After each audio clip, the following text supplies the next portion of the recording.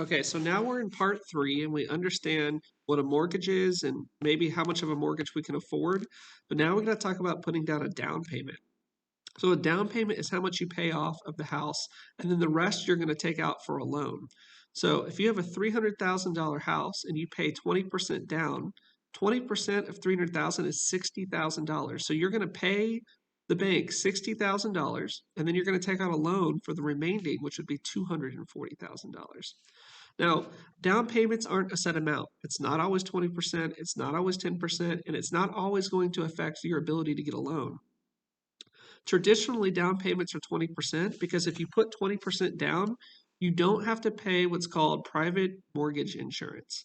So when you take out a loan from a bank, if you only put down 1% on your house, you only own 1% of the house. So if you can't make payments, the bank can't do anything to get their money back because you don't own any equity in the house.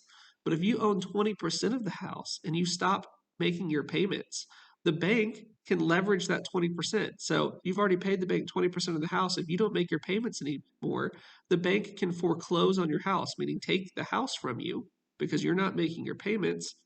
And they're going to basically keep that 20% that you've already paid them.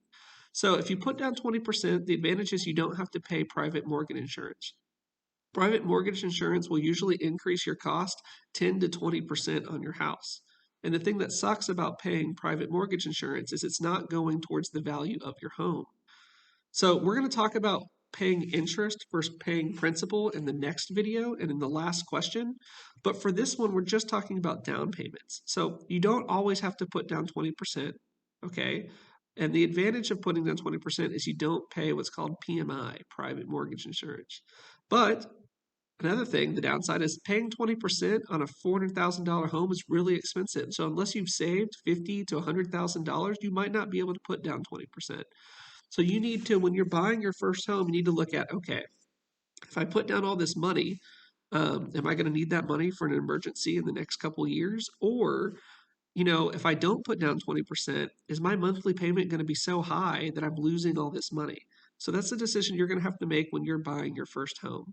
So, anyways, I have a question below that makes you figure out how much of a down payment you should make on a given scenario. So the question's below, go ahead and answer it.